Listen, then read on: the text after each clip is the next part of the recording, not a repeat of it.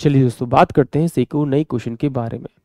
इस क्वेश्चन में एग्जामिनर ने कहा a person bought 50 pens for 50 each, he sold 40 of them at of a loss of 5%, he want to gain 10% on the whole, then he is gaining percent on the remaining pen should be. यानी कि examiner ने क्या कहा कि उसने 50 pen खरीदे, एक pen की कीमत 50 रुपये थी, तो टोटल जो उसने पेन खरीदे वो कितने खरीदे, 2500 रुपीज़ के उसने पेन खरीदे। अब कहता है जो आपके पास टोटल 50 पेन थे, उसमें से 40 जो पेन है उसने क्या किया, 5% के लॉस पे बेच दिया। यानी कि इसका 5% निकाल के माइनस करूंगा तो मेरे को वैल्यू आएगी। इससे अच्छा मैं डायरेक्ट 95 बाय में 100 निकाल दूं। एक पेन की कीमत कितनी थी, 50 रुपये, तो इसे 50 से मल्टीप्लाई करेंगे तो मुझे इसका सेलिंग प्राइस मिल जाएगा।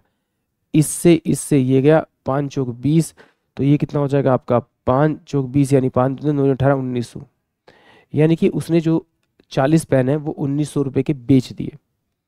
अब उसके पास जो बचे वो आपके कितने बचे, 10 पेन बचे, क्योंकि 40 तो यहाँ बेच दिए, 10 पेन बचे।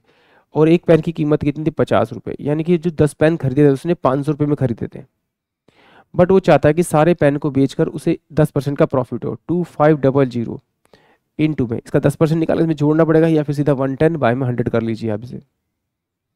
तो ये आ जाएगा आपका आपका 25 और ये 25 यानी 27,500, 2750 सॉल्व करेंगे तो 2750 आएगा इसका आपका। यानी कि 2750 रुपये में अगर वो सारे पेनों को बेचेगा तो उसे 10% का प्रॉफिट होगा।